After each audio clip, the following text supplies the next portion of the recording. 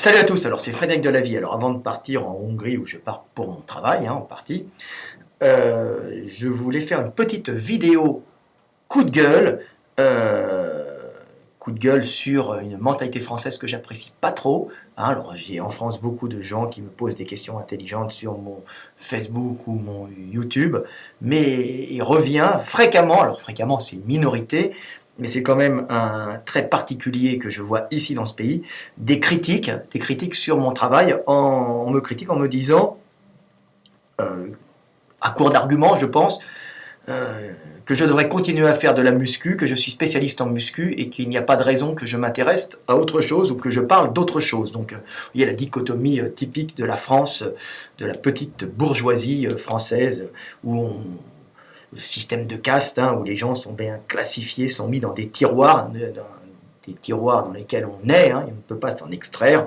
Alors si on fait de la muscu, on reste dans la muscu, et si on est bourgeois, ça veut dire d'un certain niveau, qui est une caste en France, la bourgeoisie, comme je l'ai dit, n'est pas vraiment un statut social, comment dire, c'est pas le bourgeois qui vit dans la ville, c'est une caste de naissance, c'est-à-dire qu'il y a petit bourgeois, moyen bourgeois, bourgeois de ville, bourgeois de moyenne ville, et puis en général on peut même être bourgeois déclassé, ce que je signale, c'est très dur à traduire dans les autres pays, c'est typiquement français, la France étant un pays de caste, vous essayez d'expliquer ça à un Allemand, à un Hongrois, même à un Américain, ils ne comprendront pas le terme bourgeois. Pour eux, il y a riche, moins riche, pauvre. Et on peut être, si vous voulez, un ancien riche, à ce moment-là, on est un pauvre. On n'est pas un bourgeois déclassé ou un bourgeois ruiné.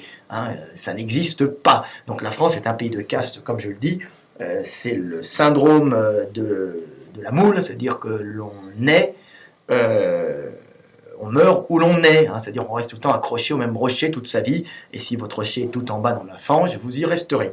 Donc voilà, donc moi on me critique souvent en me disant, qu'est-ce que j'ai à parler de tout, reste dans la muscu, tu fais de la muscu. Alors je voudrais quand même expliquer à ces gens-là que ma vie ne se limite pas à la musculation, que j'aime particulièrement et qui est un sport très intéressant qui touche en général la physiologie, l'anatomie, l'évolution, la compréhension des leviers, parce qu'on veut travailler pour le bodybuilding aussi, donc la nutrition. La muscu est employée dans tous les sports, donc on est obligé de connaître beaucoup de choses, adapter la muscu à tous les sports. Donc c'est quelque chose qui est très vaste, qui est très intéressant à étudier, et c'est une porte d'accès, une porte de compréhension sur le monde. C'est-à-dire qu'on ne peut pas aborder le monde dans sa globalité, on ne peut l'aborder que par la partie pour comprendre la globalité. Il n'y a que Dieu qui perçoit tout d'un coup, et tout en même temps. Dieu est omniprésent, omnipotent. Mais l'homme qui est une émanation de Dieu, comme j'ai dit tout le temps, alors on me dit qu'est-ce que tu fais, mais comme je dis tout le temps, on est une émanation de Dieu, c'est-à-dire qu'on est fait pour accueillir l'esprit, pour que l'esprit vive l'amour, à travers la pluralité, vive la relation à l'autre. Je le dis tout le temps, vous verrez mes vidéos. Donc, quand c'est qu'on me limite à la muscu, je veux quand même expliquer que j'ai pas fait que de la muscu dans la vie. C'est quelque chose que j'aime bien, qui m'a apporté énormément, donc aussi énormément d'argent parce que j'ai fait un best-seller mondial et que j'ai vendu aux alentours de 4 millions de bouquins, un truc comme ça, ce qui est pas mal. Alors vous entendez pas trop parler de moi à la télévision, alors je remercie Combat Sport et Karaté Bushido qui actuellement s'intéressent bien à mon travail, donc on voit que le sport, il y a une certaine ouverture qui se passe actuellement dans le sport, et ce n'est pas uniquement des abrutis payés par TF1 ou autres, et qu'il y a quand même des gens qui commencent à s'intéresser aux Français. Donc j'ai fait pas mal de trucs dans ma vie, à part en dehors de la muscu. Il faut d'ailleurs que j'ai fait une école d'art graphique, d'État, tout d'abord. Ensuite, j'ai travaillé dans la publicité pendant quelques années, 2, 3, 4 ans, je me souviens plus, jusqu'à la première guerre du Golfe. Donc j'ai quand même, je connais un peu, j'en ai eu marre de dessiner des saucissons, des paquets de lessive, où malheureusement une fois j'ai fait un paquet de cigarettes, je m'en mords un peu les doigts parce que déontologiquement c'est pas bien, mais bon, c'est le seul que j'ai fait, je ne le ferai pas 2 fois. Donc j'ai bossé dans pas mal de trucs, j'ai fait de la sécu aussi, ce qui m'a permis de comprendre, donc j'étais pas excellent en sécu parce que ça demande beaucoup de psychologie contrairement à ce qu'on pense. J'ai été un peu portier en boîte de nuit de rail, faut savoir ce que c'était à l'époque, pas longtemps, ok, mais je l'ai fait. J'ai fait de la sécurité pour les concerts, pas mal là. Alors j'ai même fait, vous pouvez voir la vidéo où je fais la sécurité de Johnny Hallyday, la star française, au Parc des Princes. D'ailleurs j'ai failli mourir avec lui, écrasé par la foule, donc je serais mort en héros pour sauver Johnny, donc c'était pas marrant, mais bon, c'est une anecdote, quand même j'ai un passé.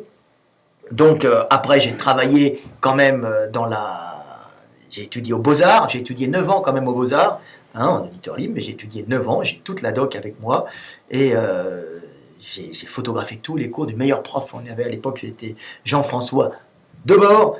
Hein, donc il faut savoir que j'ai fait pas mal de trucs dans mon existence. J'ai étudié en fac de médecine avec mon ami Dominique Bastian, la dissection, qui était professeur et directeur du musée Orfila Rouvière. Donc ça, on a fait des dissections ensemble. C'était un ami qui avait rencontré au Beaux-Arts. Donc j'ai une formation quand même médicale, même si je ne suis pas médecin.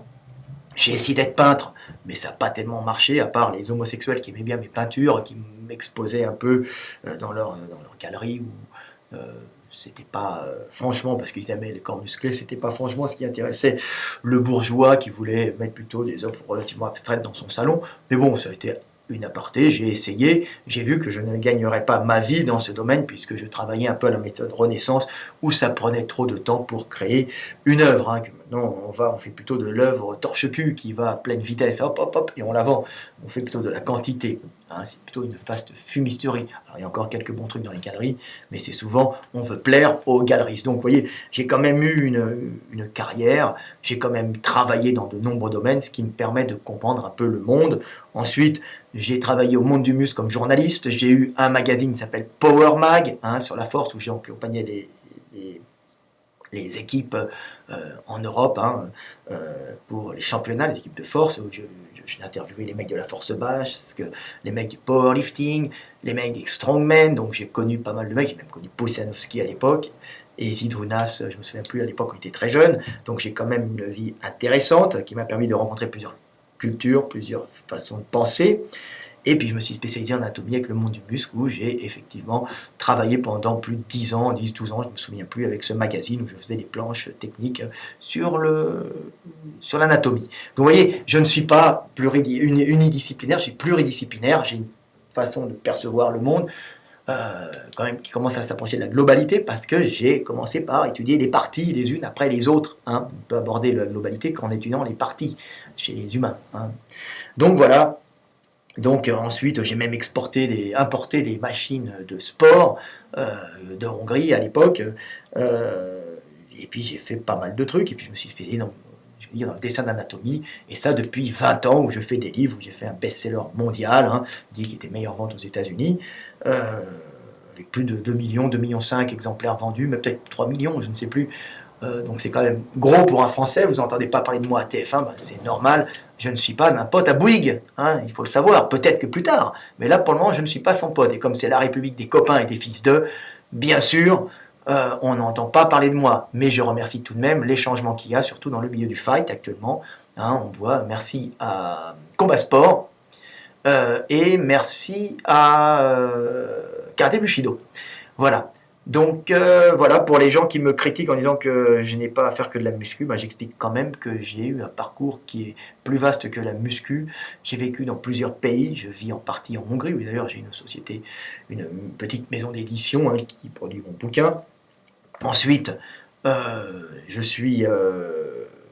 vis en partie en Allemagne pour des raisons familiales. Donc vous voyez, je suis à cheval entre 3 pays. La France, qui est mon pays où j'ai vécu, pas mon pays de naissance, parce que je suis français, né en Tunisie, mais je ne connais pas la Tunisie. Mais j'ai quand même eu une vie qui me permet d'aborder plusieurs sujets. Donc, d'ailleurs, je n'aurais pas à me justifier, mais c'est surtout pour dire que les pauvres cons, typiquement français de dire mais restez dans la muscu, dans le genre on ne peut être que le corps et pas l'esprit en même temps, ben je dis non, on peut être le corps et l'esprit, et il n'y a qu'en France où on effectue cette dichotomie, hein, qui est un terme qui est bien employé pour les plateaux télé, ça fait très bien, ça fait cultiver. Donc voilà, la dichotomie entre le corps et l'esprit. Hein. Donc voilà le problème en France. À l'étranger, j'ai jamais eu des mecs qui m'ont fait cette réflexion où toi tu fais de la muscu, reste dans la muscu, ne parle pas d'autre chose. C'est une aberration, c'est une stupidité.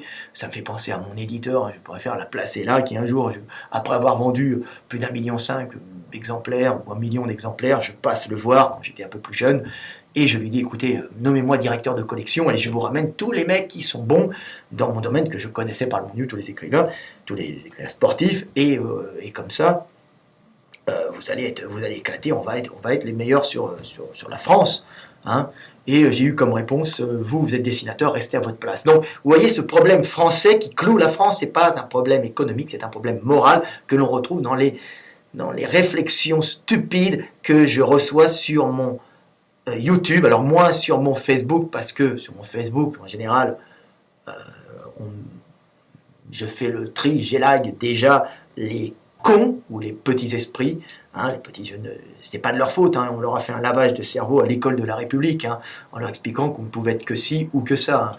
Quand un mec un peu musclé ou sportif arrive sur un plateau télé, il est souvent pris pour un con. Alors ça change maintenant parce qu'on voit même les footballeurs qui commencent à parler d'une façon relativement intelligente, on n'a pas que des abrutis, on commence à voir des sportifs qui regardent aussi Internet, ne regardent pas que des conneries, alors ils sont un peu évidemment sportifs, des fois on les voit qui s'achètent des grosses voitures quittées au départ, mais ça c'est parce qu'ils ne savent pas trop gérer leur argent, ils aiment bien, ils veulent prouver qu'ils existent en dehors du sport, on parle, et puis montrer qu'ils ont une réussite, parce que c'est très dur de réussir dans le sport, on peut les comprendre, mais il n'y a pas que des cons dans le sport est une école de la vie, le sport vous apprend la vie et vous permet de vous confronter aux autres et de savoir beaucoup de choses, par exemple, qu'il faut bâtir, il faut se battre, il faut construire les choses.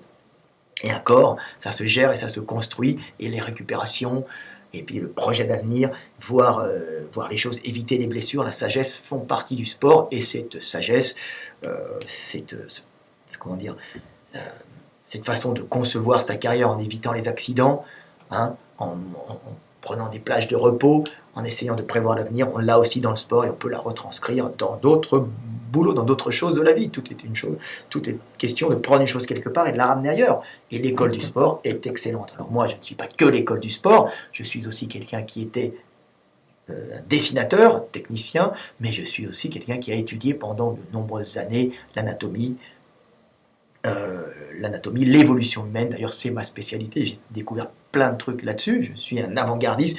Vous pouvez le voir sur mes vidéos. Hein. Je mets mes vidéos, il faut le savoir, pas uniquement pour blablater, je mets aussi pour avoir une preuve quand les scientifiques annoncent des découvertes et où sortent des théories qui sont reprises sur tous les blogs. Et j'ai dit, maintenant, regardez, c'était dit avant sur moi. Alors, vous l'avez récemment avec la cambrure du bassin, l'inclinaison du bassin chez la femme. Eux sont un peu trompés, mais moi, ça fait 15 ans que je le dis. Donc, j'ai la primeur de ça. Alors, c'est pareil pour Néandertal. Dommage, j'avais pas fait les vidéos à l'époque parce que Internet et Facebook n'existent pas et YouTube aussi.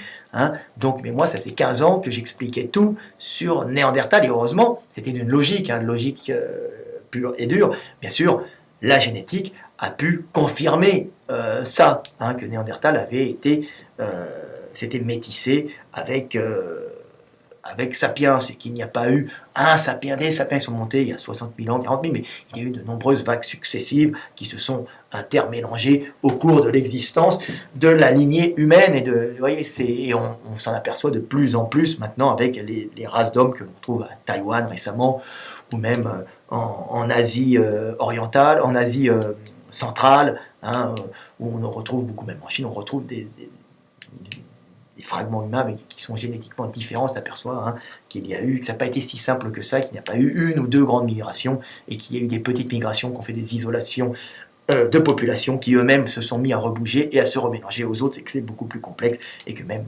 Sapiens était métissé à Néandertal, et que nous lui devons visiblement toute notre adaptation au froid, en sautant 400 000 ans d'adaptation, en évitant des casses fabuleuses, des casses énormes qui auraient ralenti l'adaptation de Sapiens. Donc voilà, qui était un homme du Sud, hein, qui s'est mélangé à des hommes du Nord qui étaient eux-mêmes, qui avaient les mêmes ancêtres que Sapiens. Donc je pars un peu dans tous les sens pour dire que, juste pour dire, vous voyez qu'il y a cet esprit français sinistre, hein, qui dit, quand on fait de la muscu, quand on fait du sport, on est con. Alors on ne s'interroge pas sur le chef d'entreprise qui fait du golf en disant, toi tu fais du golf, reste au golf. Hein. Non, il peut très bien faire du golf, il se vante d'être en parcours rouge, en parcours bleu, ou d'être classé machin quand il est chef d'entreprise. On trouve ça parfaitement normal, parce qu'on est encore dans une mentalité de pauvre type de caste, des pauvres serfs, hein, mais bon, donc on dit que le mec qui fait de la muscu, lui, il peut pas faire autre chose, mais le mec qui fait du golf, en général, il peut être chef d'entreprise. Non, c'est de la connerie, c'est au même niveau, on peut être pluridisciplinaire, et il n'y a qu'en France où on voit ça, hein, le golf, c'est souvent des chefs d'entreprise, des fils d'eux, hein, qui font du golf, hein, et ça pose pas de problème, on leur dit pas, vous ne pouvez pas gérer une entreprise parce que vous faites du golf. Hein. Vous voyez le grand problème, hein, cette dichotomie entre le muscle et l'esprit.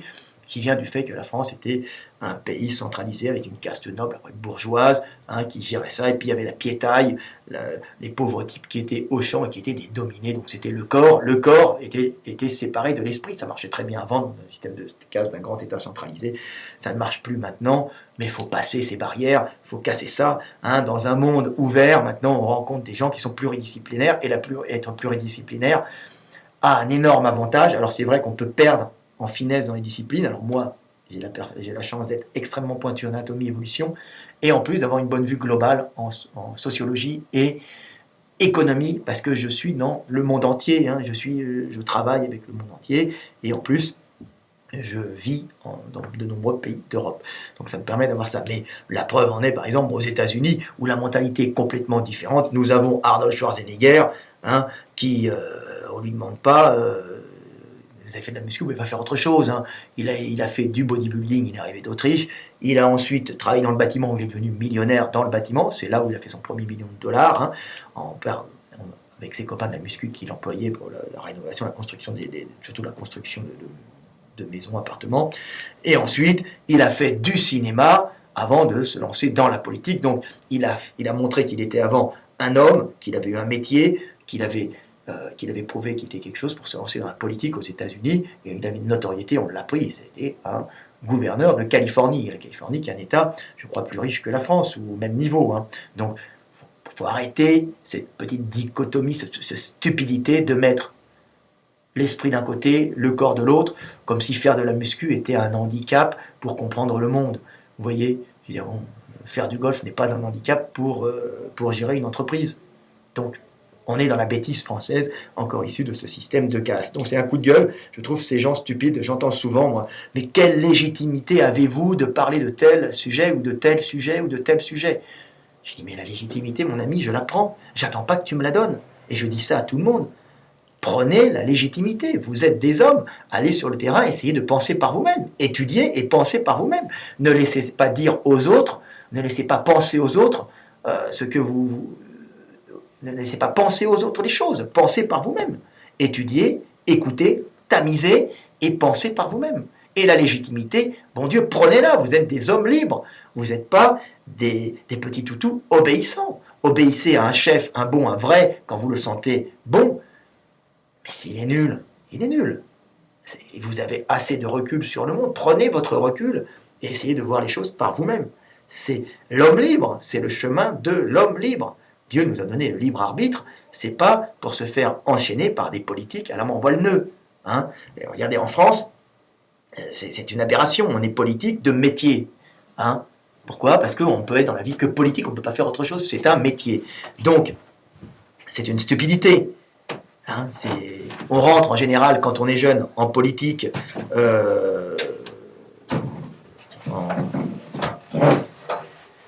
excusez-moi. Je fais une vidéo.